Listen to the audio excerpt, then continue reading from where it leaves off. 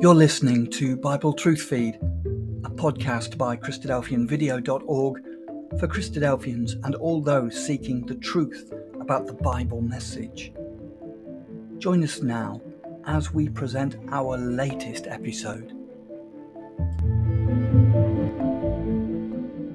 These bees are really, really wonderful creatures, as we're going to hopefully see tonight, looking at them, and something amazing that God has put on his planet Earth for us, and without them, we'd be in a little bit of trouble. So, a bit of background. I've been fascinated with bees for a long time, back when I was a kid. I think the interest sparked. I went on a trip with my grandparents to a place. I'm not going to name the place yet. And it was on this trip with my grandparents, Peter and Jenny Mansfield, that I got an interest in bees, and particularly a certain type of bee. And it's called the Ligurian bee. It's an Italian bee, Italian honeybee.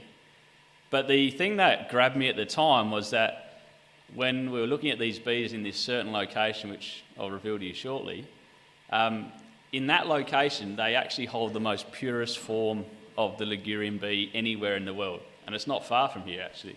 Does anyone know where the most purest form of the Ligurian bee lives? Uncle Carl.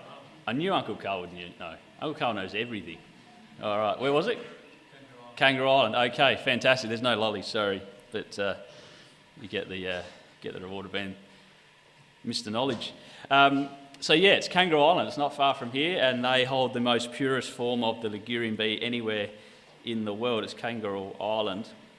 And as an aside, the Ligurian bee is a really docile type of bee, the Italian bee. It's very docile, it's not aggressive generally, and it's quite a harmless bee. And it's this sort of bee that I actually keep in my hive back home, or a variety of the Italian bee. And again, my interest in honey was also sparked as a kid when we went to Queensland, and I tried a really unique type of honey. Has anyone tried Tasmanian leatherwood honey? Yeah, a few have. It's very unique. It's a little bit gritty. It's like a dark, deep, rich colour, and that interests me a little bit as well. You either love leatherwood honey or you hate it. So yeah, that's a little bit of history how we ended up sort of having an interest in bees. And it was only recently that I was able to start this hobby for myself and with the kids as well. I want you to come with me to the book of Genesis to start with, Genesis chapter 1 if you can. Because it's really amazing when we read this section of Scripture, brothers and sisters, young people. It's a section of Scripture which has unfortunately been, as we know in recent times, muddied quite substantially. And when we read Genesis 1, we should be absolutely amazed when we read Genesis 1 in depth and actually try to picture what would have been happening at that time. We should be blown away and amazed by it. And sometimes we read things in the Bible, we read sections of Scripture in the Bible, and we become a little bit desensitised to it. And we just read Genesis 1 as if God created the earth. Well, yeah, but he actually created the whole earth, and that's an amazing, amazing thing. Think about the effort that the angels went into the design as they were creating these animals. Huge amounts of work and engineering went into this.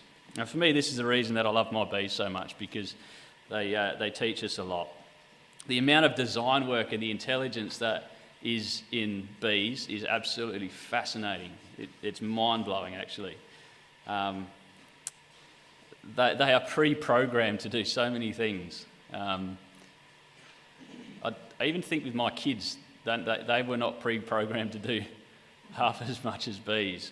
And if we actually left our kids to just happen, they would not end up half as good as a group of bees. So they are amazing. They have an extremely good GPS system that rivals anything that man's ever come up with. Bees are extremely OCD, extremely. They're pedantic about certain things. They're extremely hardworking. Very hard-working. They're never lazy. Bees are never lazy. And lastly, without bees, it's very likely that what we see, especially up at this fantastic camp and this lovely surrounds, it would be vastly different if we had no bees in the world. Genesis 1:31, we read, "And God saw everything," after the end of his creation, having created everything with the help of the angels, God saw everything that he had made, and behold, it was very, very good. And the evening and the morning were the sixth day. Everything God made was very, very, very good. It wasn't okay. It wasn't passable. It was very good. I was only thinking this the other day when we're actually outside our hall at Woodville, and one of those sausage dogs walked past the meeting. God didn't design the sausage dog. That's had some sort of man-made factor, because angels and God don't come up with a design like a sausage dog. That's had human input, and when humans have input, things don't generally work out as well as when God has input. Bees, on the other hand, are amazing, and we're going to see that. Sausage dogs, yeah, not so much. They're built for... They're cute. If you've got a sausage dog, they're cute. We'll give you that. Well, what of bees? How do bees work? How do they live? And how do we get the wonderful substance that we have down the front here of honey? Now, that's actually my honey. Well, it's not my honey. It's the bees' honey. They made that, and I'm told that there should be enough there for each family. Not each person, but each family group. So after the talk tonight, nominate someone from your family to come up and grab some.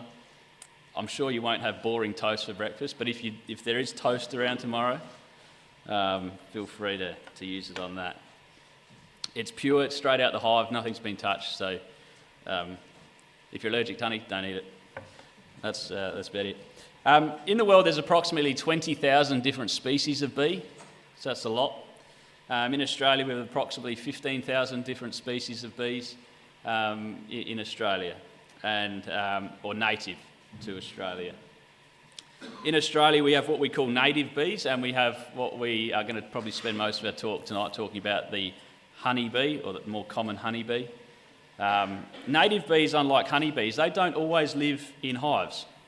All right, so native bees are a little bit different in that space. Some native bees are solitary, meaning that they don't have a queen bee, or they don't have worker bees. Some species oh sorry, I've got a cute photo to show you. Obviously that's the kids, that's some of the honey that we harvested last year, and it's some of that honey there. That's Sophie next to our hive, Sienna next to our hive, and the three of us. Emma didn't want a photo, so she missed out. So some of the native bees, we've got what we call the teddy bear bee. That's a cute little bee, very cute.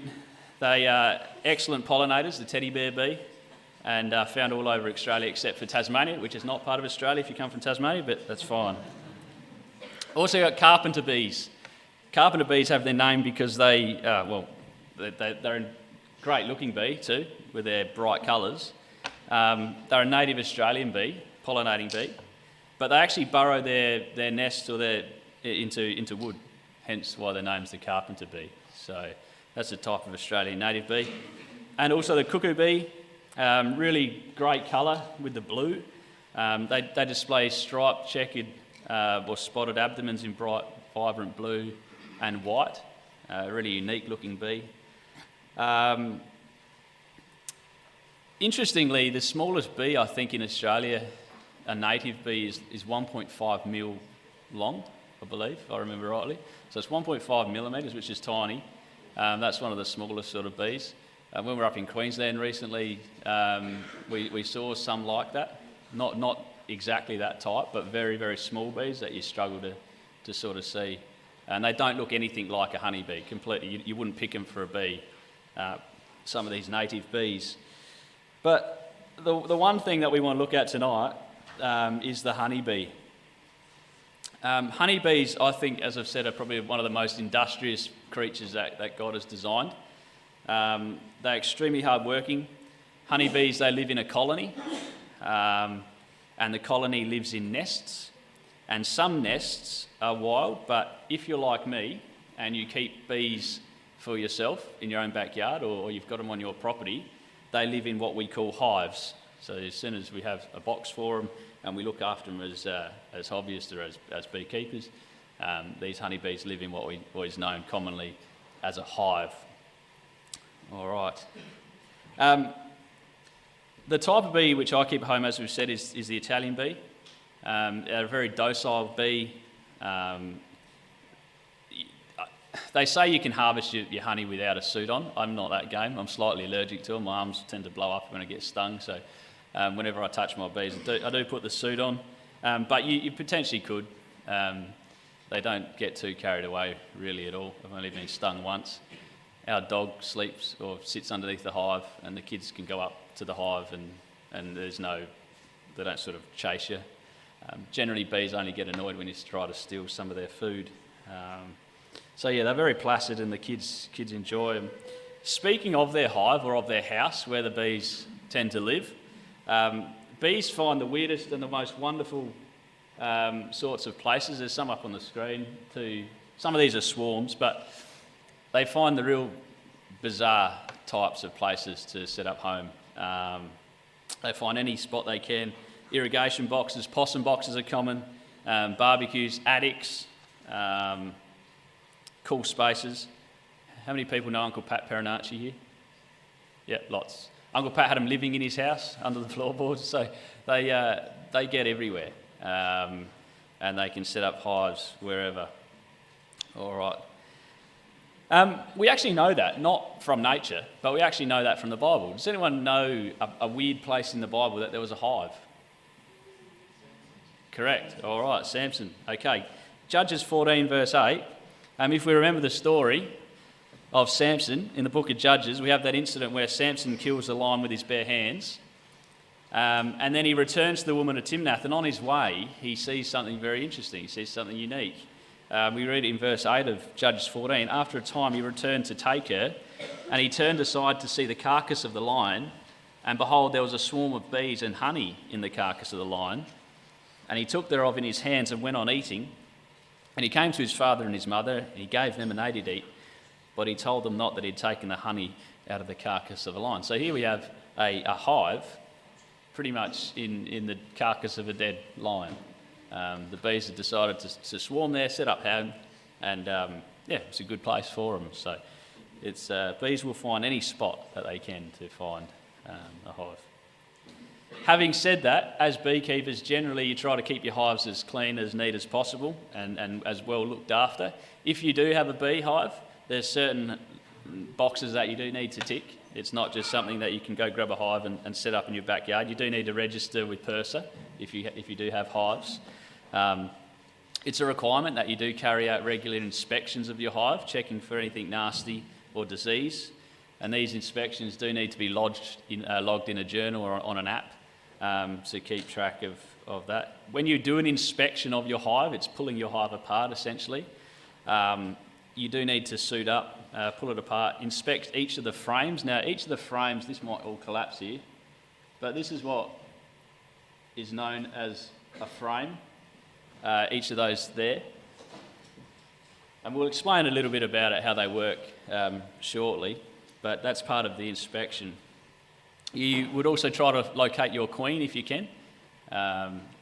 It's good to mark your queen, and that way when you open your hive and you find your queen, you know that she's laying eggs like she should, and this hive has a queen for one, which is pretty essential, so as we'll see a bit later on. The most common form of hive in the world is what is known as a Langstroth hive. Up on the left on the screen there is what is known as the most common designed hive. It's called a Langstroth hive. The design hasn't really changed in about 150 years of this sort of hive, pretty simply because it hasn't had to. It's very simple, it works well, and there hasn't been much design change in that. It's extremely good at what it does and works well. If we were to look at the hive on the screen, what we'd find is there's three very distinct areas to the hive. We've got what we call the lower section right down the bottom there.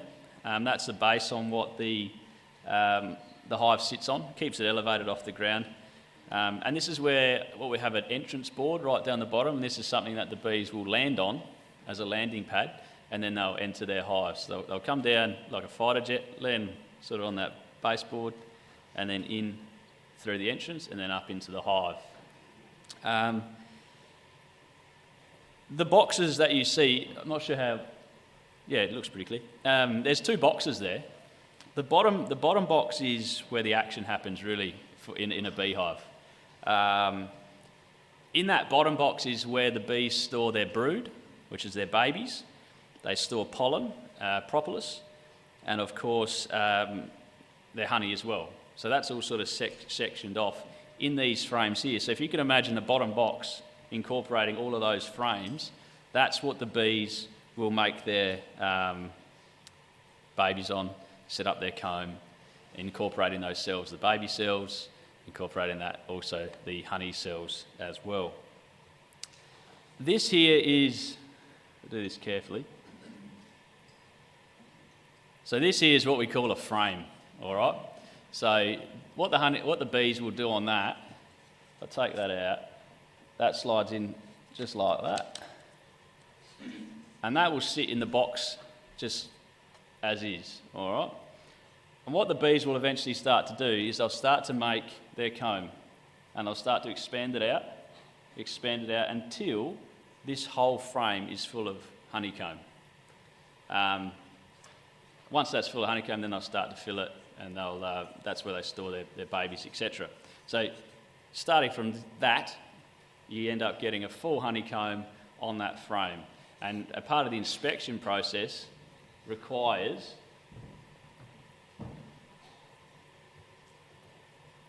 you to use this. It's what we call a hive tool. This side's for pretty much just cleaning off all the excess honey and excess comb and just neatening up the frames. But this part here with the hook is what you would use to lift out your frames from out of that bottom box. So it'll sit in the bottom box like that, and obviously we can't put your hands in there because they're very tightly bunched. That hook goes under there and you can pull your frames out. You obviously don't pull your frames out like that because then you have the risk that the honeycomb can sag. Pull them out nice and vertical and everything stays nice.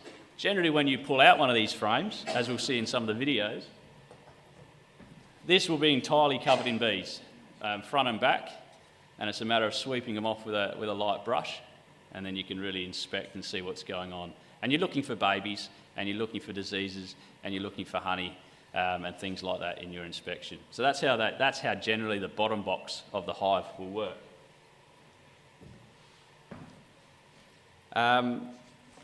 The top box, well actually I reckon I've got a video of this, give me one sec. Yes, I do. I've actually got a picture of what you'll be looking for when you take one of these frames out. So if you can have a look at that picture up there, up the top right hand corner we've got capped brood, so that's babies that are all capped off and are growing. We've got uncapped babies there in the larvae, just below. We've got some capped honey down the bottom left-hand corner, and you can see it's all capped, that's ready to eat. And then up the top also we've got some pollen stored, and some uncapped honey, just above the capped honey. So that's what you would typically find in any one frame at a time. So they're very clever at storing what they need in each of those frames. Currently in my hive, all those frames are pretty full. So I think I've got 8 frames in the bottom. Generally with hives, you've got an 8-frame hive or a 10-frame hive. Mine's an 8-frame and they're pretty full. And the boxes get quite heavy once they're all filled up with honey and babies, and it's all happening. Now, the really interesting part about the bottom box, which we can see, so now we're talking that bottom box, is the temperature that this section of the hive is kept in, because this is where the babies are. And interestingly, in order for the babies to grow and the brood to survive, they need to be kept at a very steady about 34 degrees Celsius. All right. So when you think about it, that's really amazing, because hives are in all sorts of climates. They have hives in snow. That's fascinating how these bees actually can keep this temperature there. There are specific bees in the hive whose job it is in order to keep the brood at that temperature. And how they do it is, these are called heater bees, and how they do it is they contract themselves. They have very rapid muscle contractions, and by doing this and vibrating their wings and contracting their muscles, they lay on top of the cell, essentially to keep that cell nice and warm in order for the babies to survive. They lay, as I said, their thorax against the brood cells, keeping their babies nice and warm. Now, how do they fuel the energy in order to do this? It takes a lot of energy to vibrate your body against the cell. They use the honey. They eat the honey, and that fuels their energy in order to do that. And I find that fascinating, that they know the precise temperature that they have to keep their babies in order for their babies to survive, so that none of them die. Now, there's a couple of videos I want to show you now. Hopefully you can hear them fine, you can see them okay. One is a video of bees forming out of the larvae stage. If you're a little bit squeamish, it's a little bit interesting. And the other is a time-lapse video of bees building their comb out on the frame. So if we remember, we've got our frame. The second video is a time-lapse video of the bees actually building out this frame, and it should make a little bit more sense.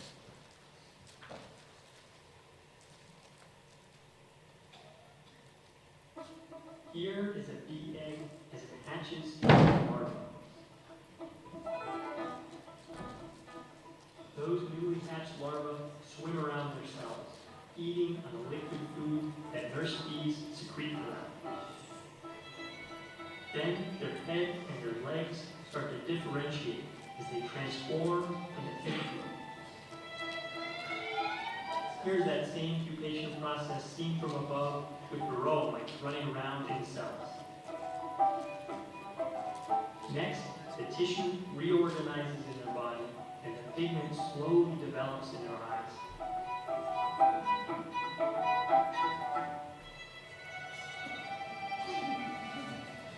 In the last step, their skin shrivels up and they sprout hair.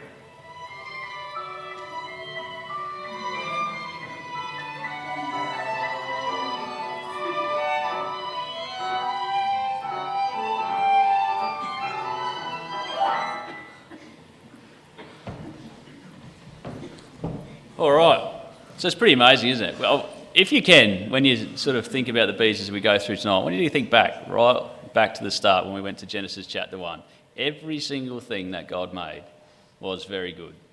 Well, if humans designed that, there's no way we could come up with that.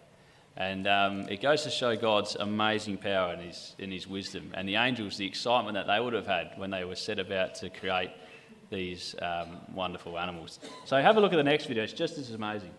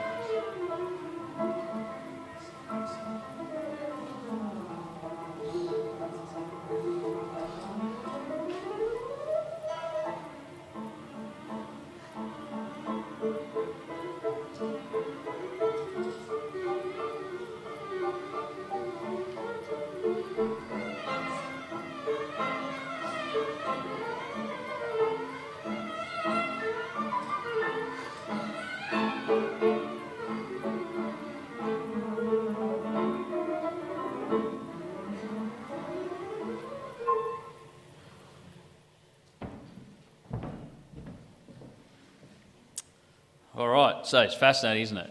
Hard-working, know exactly what to do, somehow know exactly how to make hexagons. Unbelievable. Now, the top box. If we go back to our picture, so if we go back to there, the top box up there is referred to sometimes as the honey super. All right, so we've got the bottom box that's got all the babies, it's got the honey. The top box is what we would refer to as the honey super.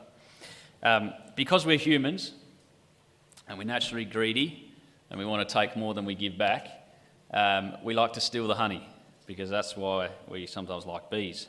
Hands up who likes honey. Actually, no, who doesn't like honey? Hands up. All right, none of you are getting honey. All right, well, there's going to be plenty more to go around. So lots of people like honey, that's awesome. And to get the honey, we need a honey super. The bee super is really, really important. See, between the bottom box and the top box is something called a queen excluder. And a queen excluder essentially excludes the queen from going up into the top box. Now, does anyone know why we would want to stop the queen going up into the top box? Uncle Andrew's very, very quick on that. To stop them breeding babies in the top box. Yeah, exactly. No one likes larvae and babies in their honey. We just want the honey. All right, so what that does is it stops the queen going up into that top box. Now, does anyone know how a queen excluder works? Because a queen excluder is essentially like a grid. It's like a metal plate or a plastic plate, and it has holes through it. How does it stop the queen going up? The queen's too big. She's too big, she's too fat, she doesn't fit up there. So all the other bees are able to go up into the top box. They're able to do what they need to do in making honey, and the queen's stuck down the bottom to lay eggs and build the hive down there. All right. That's when humans come in, and that's when we start to get greedy and we want to start to take the honey, and it's easy to harvest when we've just got honey up the top as well. Now, having spoken to you about the most common sort of beehive, as we said, the Langstroth hive, this one up here, I actually don't have a Langstroth hive. Got one very similar to a Langstroth hive, but it's something slightly different. Excuse me. All right, I've got one of these. These are a little bit different to a Langstroth hive. I've got what is known as a flow hive. So it's based on the Langstroth hive, very similar in design, but the flow hive is something a little bit unique. I thought it's something pretty cool. The debate is out there in beekeeping circles. The traditionalists don't generally like the flow hive. That's fine. It's like Christadelphia. We're all a little bit different. We've got to do little nuances. So I've actually got a flow hive, and we're going to run you through what a flow hive actually does.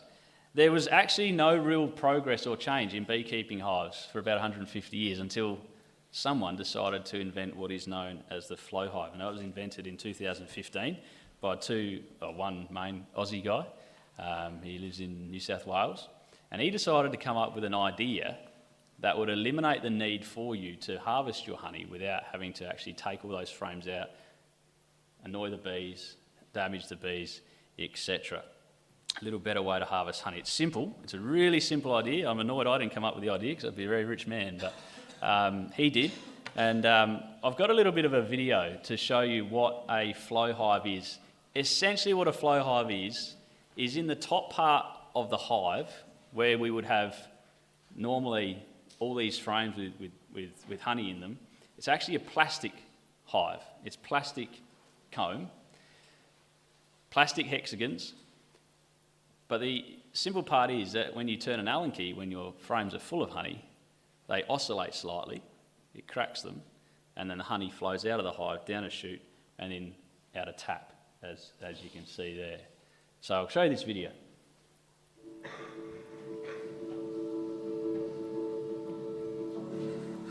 Look at these bees go, they're such extraordinary little creatures. Humans and honeybees have this kind of symbiotic relationship where we get them, they pollinate our crops, and of course, make lots of delicious honey. But getting the golden nectar has always been quite a task. I just thought it was crazy to have to crack the hive open, pull the hive apart, stress out all the bees and spend all day in the shed just to get honey. And I thought, there must be a better way. So my dad and I got to work on what turned out to be a decade-long task of inventing the flow hive. There it goes. Wow, look, it's just something floating with you. That's the first drop, so it's pouring. It's pouring in. All All right, it's a really quick little video, that one. But it is an amazing invention. I didn't bring it, sorry. There's an Allen key that slides in the top. You turn the Allen key 180 degrees, it cracks the comb, oscillates slightly. The honey flows down the chute and then out a tap. So it's really simple. Still want to get probably a traditional hive later on, because I think that'd be cool as well, to do it the old-fashioned way. Old-fashioned way is you'd have to cut the wax off with a hot knife. You spin the honey, you had to get a lot of wax in your honey. With the flow hive, you get pure honey and that's it, because it's obviously a plastic comb. After you've cracked it, the bees will then get back into the top box. They stay in there actually when it's pouring out, and they'll tidy up the comb again in about a day. So when I did the first harvest, it breaks all the wax. You've got to wax everywhere in the top. Go back the next day and they've tidied it all up, and they've lined with their comb, and they start filling it up again. So it's pretty amazing. It's a flow hive. It's an amazing invention, but don't be fooled from that video. I think some people run into the trouble of when they look at that, they think it's a lot easier. It is easier. It's a lot less work, but it'd be untrue to say that you still have to do work when you keep bees. You still have to do your inspections. And you still have to learn a fair bit about it, just to give you the basic sort of knowledge. But tonight, really, the focus for us isn't on their houses. It's more on the animal itself that God's created. That's the amazing part. As I said earlier, bees are fascinating. Some facts about bees, some rapid facts for you. Only female bees can sting you. All right, males, or the drones, as they are called, are not able to sting. Male honeybees, does anyone know anything interesting about a male honeybee, a drone, regarding sort of, do male honeybees, drones, have a dad? Who reckons male honeybees do have a dad? No one's game. It's a weird question, isn't it? They actually don't have a dad. So male honeybees do not have a dad. They only have a grandfather. All right? Now, go figure. As they are male honeybees, the drones are born from an unfertilised egg. They hence don't have a dad. They do no work, drones. They don't forage, the males, and they don't sting. Pretty useless. We're all happy. That's what my wife reckons as well. They don't do much. All the males have to do is to mate with a queen. And around 2 p.m. or so in the afternoon each day, the drones will fly off in search of a queen, and once the first 20 or so that will get to the queen, they'll mate with her.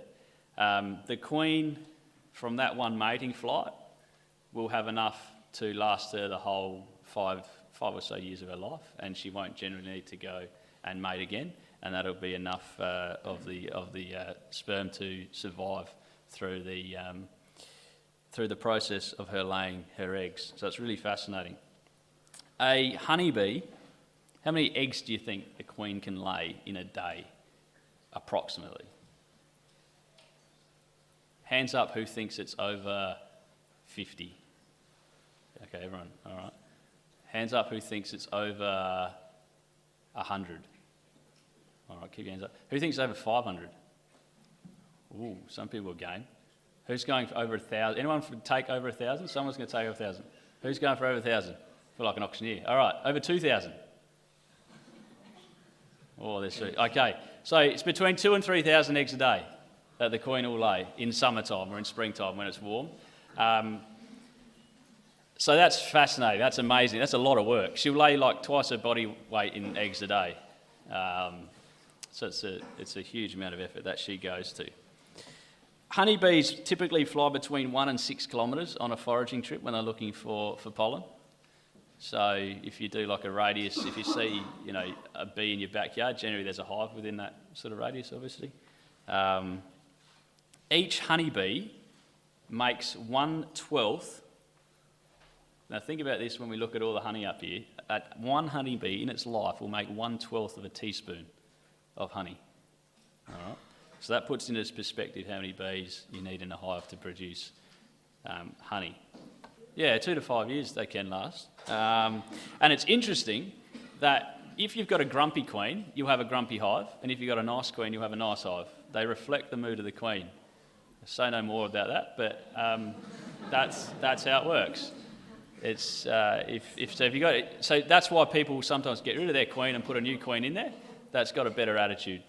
Don't recommend doing that. I'm going to stop talking. All right. Does anyone know the hexagon structure of the honeycomb? Why that was made? Strength, yeah, strength, and space saving. All right. So that's why they're in hexagons. I've got a video to show you that in a second. Does anyone know how the bees? So say the bees are flying out to grab pollen, and they're going out to visit, flying around looking for pollen, etc. How do they know? Or how do the other bees in the hive know when those bees come back that where the areas of pollen are? Because they communicate. They don't all just fly out randomly. Some bees will go out and they'll find pollen and they'll come back and relay that to the hive. Does anyone know how they do that? It's a dance. Does anyone want to demonstrate the dance? It's called a waggle dance. No one's going to want to do it. I'm not doing it either. All right, but it's called a waggle dance, and the bees will do this dance when they come back, and they will communicate that to the other bees in the hive as to where the areas of pollen and the lovely flowers are. So it's just fascinating. You know, that's how they communicate. And we think we're clever as humans. It's mind-blowing.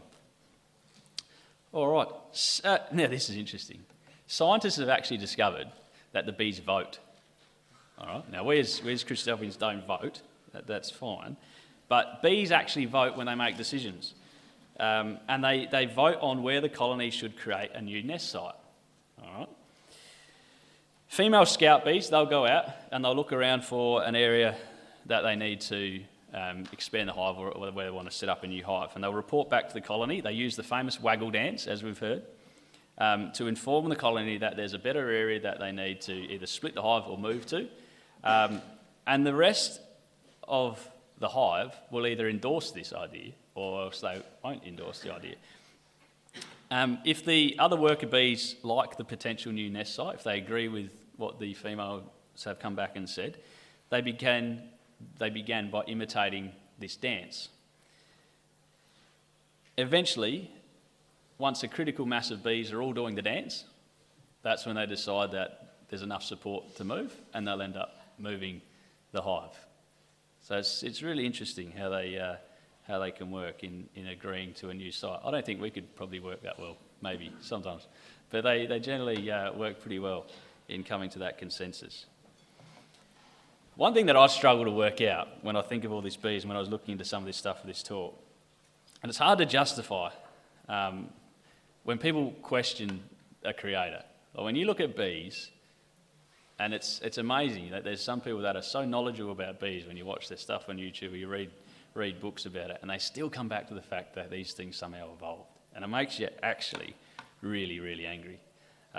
This is not something that evolved, or something that's been dreamed up over time. Charles Darwin, we'll quote him because he actually said something quite clever, surprisingly.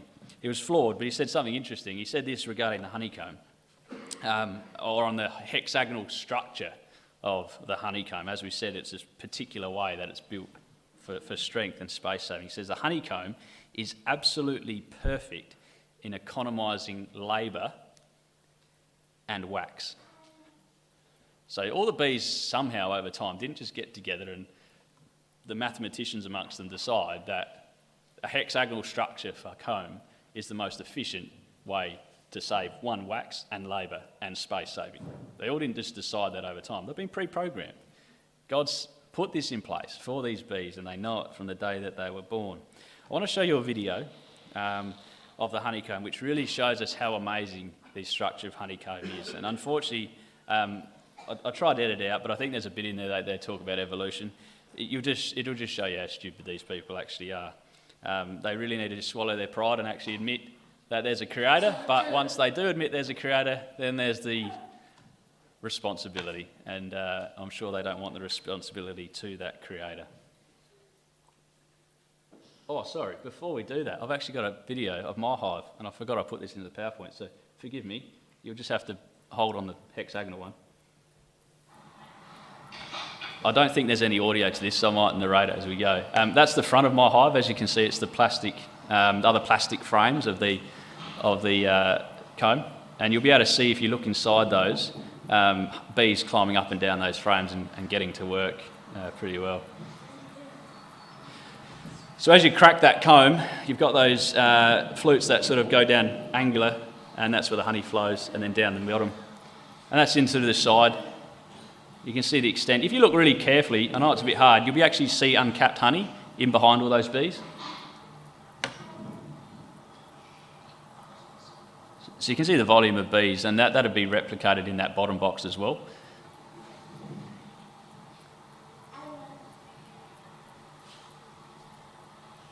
You might get a bit dizzy. So you can sort of see in the middle there, sometimes there's capped sections as well. Maybe there. So you can see that section there's capped. And once that's ready to harvest, it'll be completely capped as well.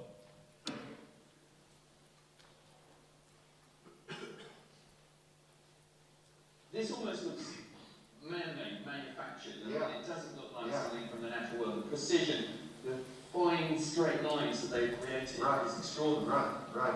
It's an engineering wonder for sure. Look at this, it's perfect. Hexagons here. It is amazing. And the hexagon is a very strong structure. The bees have made an identical pattern to the columns on the Giant's Causeway. Each cell is exactly like the others, 6 walls meeting precisely at 120 degrees. And every honeybee, everywhere in the world, knows how to build these shapes. It's as if the hexagon is built into the bee's DNA. You can see the bees going down inside the cell. It's almost exactly the same size as their bodies. But are they using their body like a ruler in some sense? I would say that's an accurate description.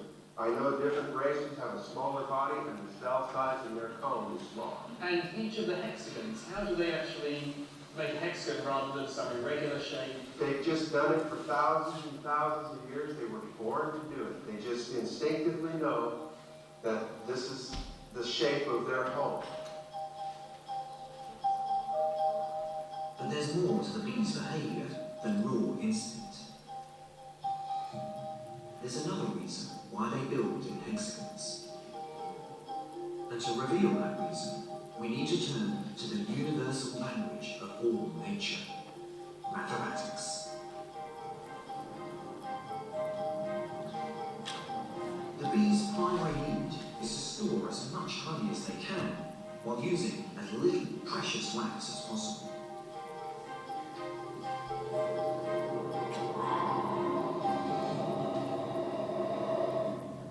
The bee's honeycomb is an amazing piece of engineering. But why have they evolved to produce this hexagonal pattern? Well, actually, they don't have too many choices. If you try to put pentagons together, for example, they just don't fit together nicely, or circles leave lots of little gaps. If they want to produce a network of regular shapes which fit together neatly, then you've really only got 3 options. You can do equilateral triangles, or you could do squares, or you can do the bee's hexagons. But why of those 3 does the bee choose the hexagons? Well, it turns out that the triangles actually use much more wax than any of the other shapes. Squares are a little better, but it's the hexagons which use the least amount of wax. It's a solution that was only mathematically proven a few years ago. The hexagonal array is the most efficient storage solution the bees could have chosen. All right, so that genius, he thinks they've evolved over thousands of years. But no, God created them in that way. Like we said in Genesis chapter 1, every single thing that God created was created very, very good. Now that's very, very good. There's no way that the bees could come up with that. I couldn't even come up with that. I'm not that intelligent. But those bees are pre-programmed from the day that they are born. They know exactly the right dimensions that they need to make of a hexagon in order to create decent comb. The other thing that is amazing about bees that I find fascinating is their sense of direction. Who's got a good sense of direction? Anyone got a good sense of direction? No one's got a good sense of direction. Uncle Andrew does. Aunt Linda's shaking her head. There you go. I was going to say, like, 1/2 of every couple would have put up their hand in the hall tonight, so that, and they're all lying. Okay, but the bees do. They have pinpoint GPS direction. It's absolutely fascinating. If you've got a few minutes in the next little bit when you get home, have a little bit of a Google about bees' GPS. It's absolutely fascinating. I can't do it justice tonight. But the way that a bee navigates is completely different to how me and you navigate. Bees and many other animals use what is known as optical flow to determine how fast they are going or where they have moved through their environment. Now, essentially, they ignore all other senses in order to pinpoint where they're going. And it means that they actually experience when they're flying, what they've determined is the bee doesn't feel like it's flying, but it feels like everything's flying past the bee as it's stationary. Everything moves while the bee stands still. And up until now, scientists have not actually known what the genius behind a bee's GPS is, or how a bee manages to find its way back to the hive after foraging and looking for food, especially when they travel up to 5 k's around the hive at any given time. Bees don't use landmarks to determine where they go as well. It's interesting, their brains are about the size of a grain of rice on a bee, and they have 100,000 times fewer neurons than a human brain, and yet their sense of direction is probably a lot better than ours. They have no problem finding their way back to the hive. I want to show you a video that actually emphasises this and highlights it for it. And it really shows us God's wonderful hand in his creation, its design, its genius design, its genius workmanship that he has done. What I did is recently I moved my hive because it was getting a little bit too much shade coming through the back end of winter. I wanted to move my hive into a bit more sun to reduce some of the condensation, especially when we've got some warmer days. You're meant to move your hive slowly for this one reason. I moved it a little bit further just to sort of see what would happen. A little bit cruel. But what you'll see in this video is really interesting. The bees went back to the original hive. Sorry for the narration. So I often say that bees are quite intelligent, and they are. But yesterday I moved the hive from over there to here.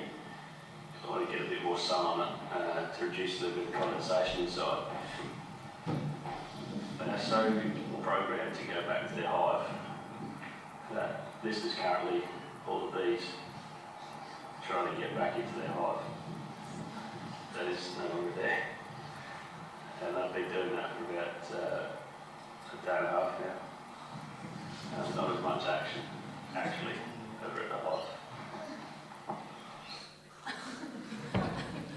I'm not sure if you could see. It wasn't probably that clear, but over in that corner, that's just a massive buzzing bees, and they're all trying to get into the non-existent hive because they are programmed pinpoint to land back on that landing plate right at the exact space that it's been. And if you move it a couple of metres to each side, it messes with them. They're very OCD. Eventually, they work it out. It took probably a couple of days, and they were back going into their hive. Especially young people, don't let the world fool you. Do not let the world fool you. And bees and God's creation cannot have evolved. It's an excuse. It's an excuse that takes the responsibility away from anybody. God is a genius, and his angels were geniuses when they built this stuff. And you can imagine them sitting down, designing it all out, working out the calculations, the hexagons, working out the GPS tracking system. This sort of thing just did not happen by chance. And it's fascinating that you can get super intelligent people like that scientist guy talking about hexagons, and he can see how genius it is, and he still comes back to the fact that it evolves. So don't let the world fool you. It's just silly. And we live in a world that's going to become increasingly more difficult, especially for you guys down the front here, that the biblical values of God are going to be continually under threat. And it's going to become an increasing more thing. And excuses like evolution, it reduces our responsibility to zero. And the world likes that because it means that they can focus on doing whatever they want at whatever time they want of the day. Our insignificance, when we think of the wonderful creation that God's done, our insignificance really is overpowering. and we really get to appreciate the power and the genius that God has. We've only really tonight been able to scratch the surface of bees. Feel free, it's a great hobby to take up. You'll learn so much about creation and God's design. So yeah, do look into it more when you can. I love bees. They're truly one of God's witnesses. All right? God's given us many witnesses. I believe you heard a talk last night which is on Israel as one of God's witnesses. I think the bees are one of God's witnesses as well. And whatever part of the creation, if gardening's your passion or whatever sort of thing your hobby is, you can find God in everything. All right? And keeping bees has really emphasised this for me and my family as well. I want you to come with me to the book of Deuteronomy chapter 6, because I want to highlight for you the fact that we can find God in anything. And we always need to be on the lookout to try to find God in anything. Whether it's a hobby that you guys have or whatever form of life, whether it's your occupation, you can always find biblical lessons in so many wonderful things. Deuteronomy 6, I want to read from verse 1. I love this section because it gives us clear instruction as to how we should teach. And especially up here at a Bible school, and you've got all your parents, the grandparents, all the kids here, it's a great environment for this. It tells us how to teach in Deuteronomy chapter 6. It's not from the platform. It's not from the platform. That's something everybody sees. But how we teach our children, how we teach our families is the important part. And how do we teach each other quietly together? Deuteronomy 6 verse 1. Now these are the commandments, the statutes, the judgments which Yahweh your God commanded to teach you, that you might do them in the land whither you go to possess it. That thou mightest fear Yahweh thy God, to keep all his statutes and his commandments which I command thee, thou and thy son and thy son's son, all the days of thy life, that thy days may be prolonged. Now therefore, God says to Israel, observe and do it, that it may be well with thee, and that you might increase mightily, as Yahweh, God of thy fathers, has promised thee. Now this is interesting, in the land which floweth with milk and honey. Hear, O Israel, Yahweh our God is one Yahweh, and thou shalt love Yahweh thy God with all thy heart, with all thy soul, with all thy might. And these words which I command thee this day shall be in thine heart. And this is the important part that I want us to all take away today, especially when we think of bees and creation. Thou shalt teach them diligently unto thy children, and thou shalt talk of them when thou sittest in thine house, and when thou walkest by the way, and when thou liest down, and when thou rise up. We're to talk about God's principles and his word, the Bible, with each of us all the time of the day, at all points of the day, whether we're sitting down, standing up, walking, doing this, doing that. And the same with our hobbies. If we've got a hobby that interests us, and it might be something about creation, it might be something, it might be our occupation, we all can be looking for lessons and teaching each other lessons from the things that we are in and our environment that we live in. It's really important. There's scriptural lessons. This is something for the young people as well. There's scriptural lessons in every single facet of life. Whether it's driving your car up to Bible camp, you can look for scriptural lessons. When you're in your occupation, or when you're walking around your backyard, or when you're talking with your mates at school or uni or whatever it may be, you can always find biblical lessons in everything. Find them and look for them, because they are there. And when we go about our daily activities with our kids, as families and as mums and dads, there's lessons and scriptural lessons in everything. And there's scriptural lessons also when it comes to looking after bees. And this is one of the really fascinating parts that I've found really interesting. As we look at some of these lessons, I've got to conclude with a list of 8 lessons that we want to sort of take away if we can. I'll go through them and then I'll leave them up on the screen. You might want to jot them down if they do interest you as well. As Bible students, our first lesson, as Bible students and as Christadelphians, there is a need for us to always be on the lookout for danger. All right? I heard when I came into the dinner, which was lovely, I heard Uncle Grant doing some current events. Uncle Grant's always been on the lookout. He's one of those bees that's always on the lookout for things that are happening. And as Christadelphians and as Bible students, we always need to be on the lookout for danger. We've always got to be on the lookout for trouble, and always on the lookout for the signs of the times that are coming. Because bees do. Bees keep watch. As soon as you walk up to a hive, the bees will know that you're there, 100%, because there's bees that are out there watching. You never can approach a beehive and go unnoticed. Bees keep watch, they know you're there, and if they're familiar with you, they'll generally leave you alone. If they're a little bit unfamiliar, they'll be a little bit more wary of you as well. So our first lesson that we need to learn from looking at bees is to keep watch. Let's keep watch together, keep watch for danger to our hive.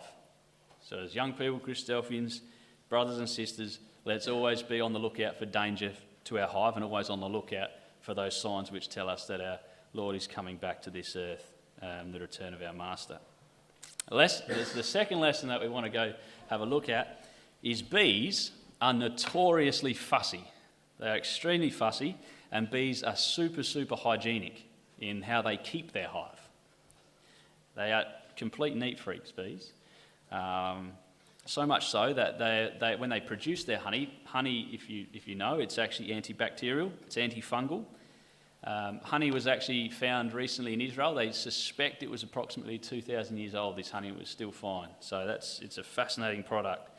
But bees, as we said, are ridiculously clean. They remove any waste from the hive immediately to maintain a pure hive that's free from disease. They remove any distractions from the hive. They remove anything that hampers productivity.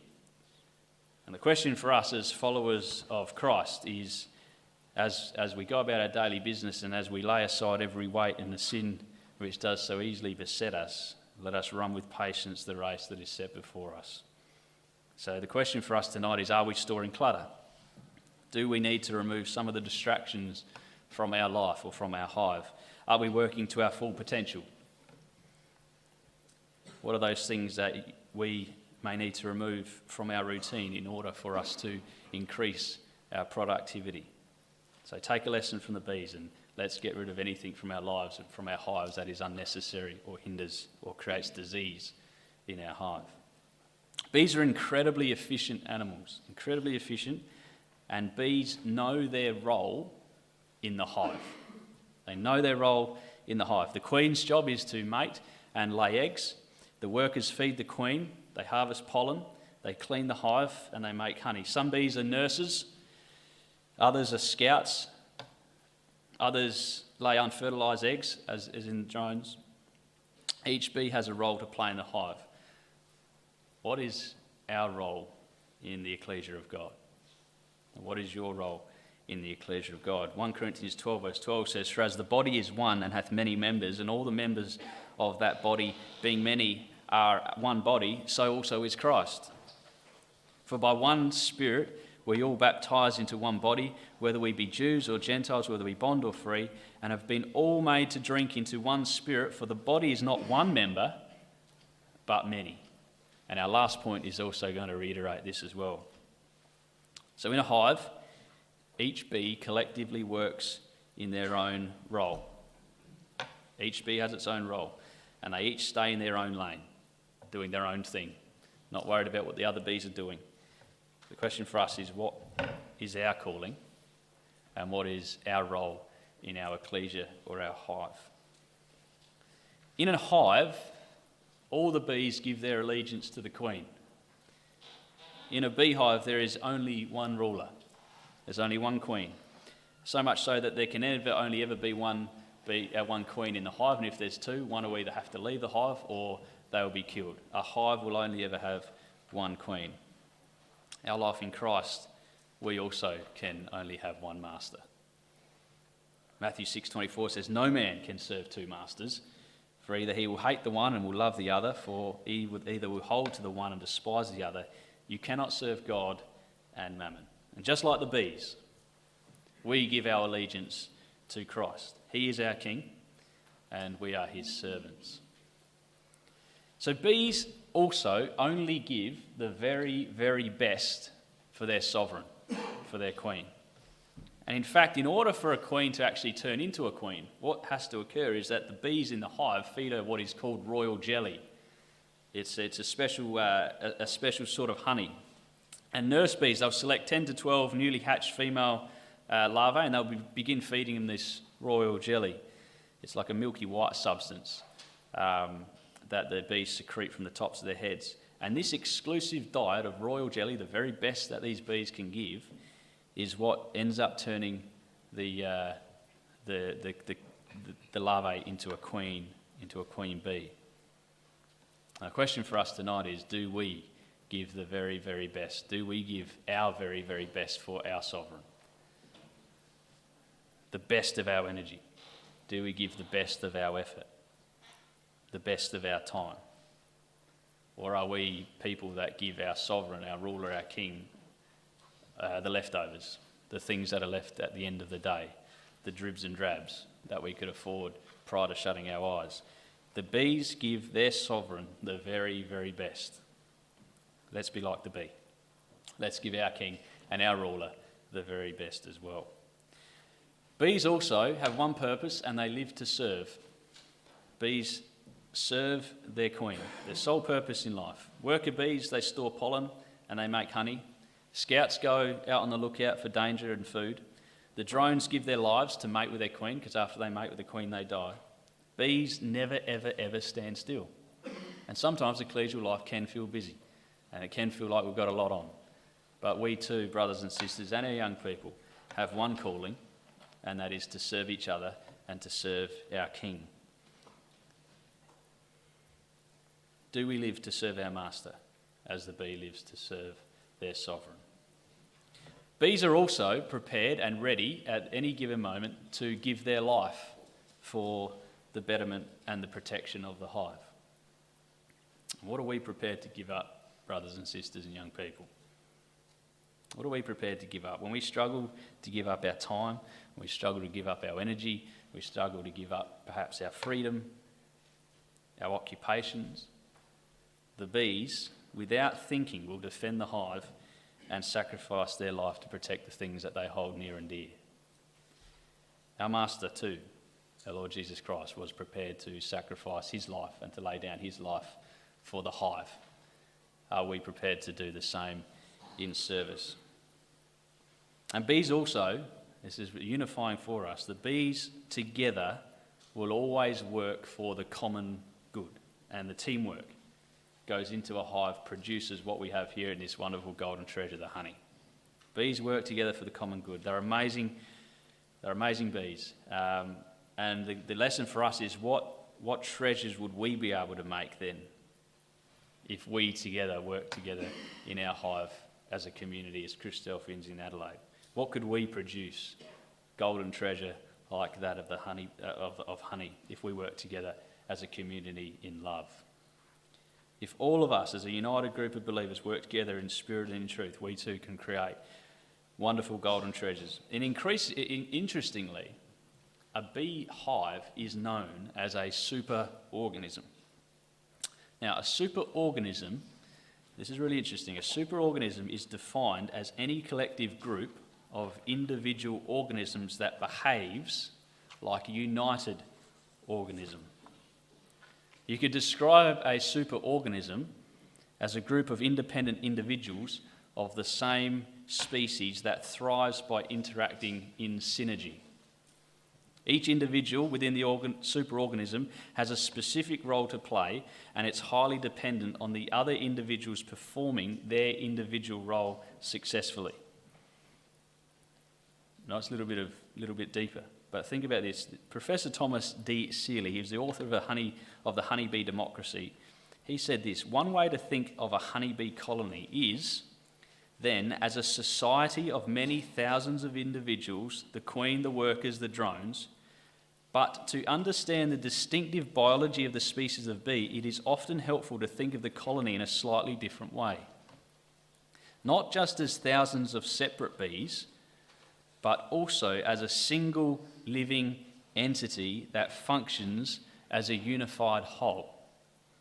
In other words, it can help to think of a honeybee colony as a superorganism. Just as a human body, remembering back to what we read just previously, just as a human body functions as a single integrated unit, even though it's a multitude of cells, the superorganism of the honeybee colony operates as a single coherent whole, even though it is a multitude of bees.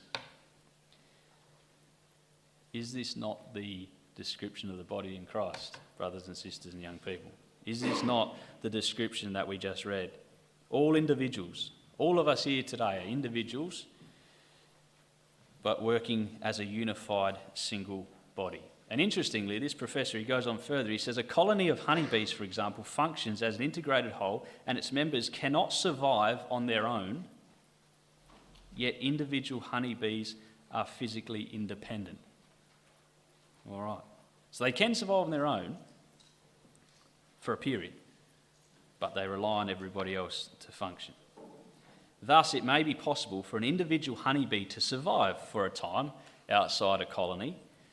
It can forage for nectar and pollen from flowers. However, the survival of the honeybee species is dependent on the colony as a whole. A honeybee cannot independently rear a colony and produce new colonies to secure future generations of the species. We rely on each other. That's the crucial part of bees. We rely on each other, just as a bee. Yes, we can survive on our own for a period. We can survive on our own, but we cannot thrive on our own. We cannot thrive on our own. That's why I'm assuming that all of you have gathered here this week as well.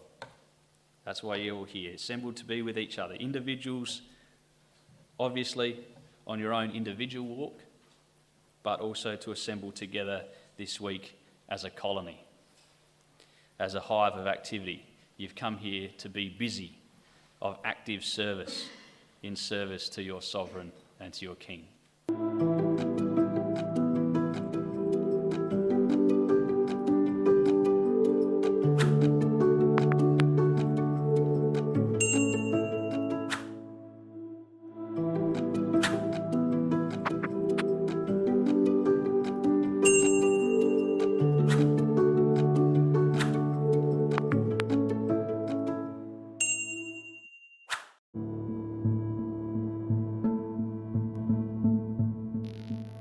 Thank you for joining us. We hope you found the episode helpful.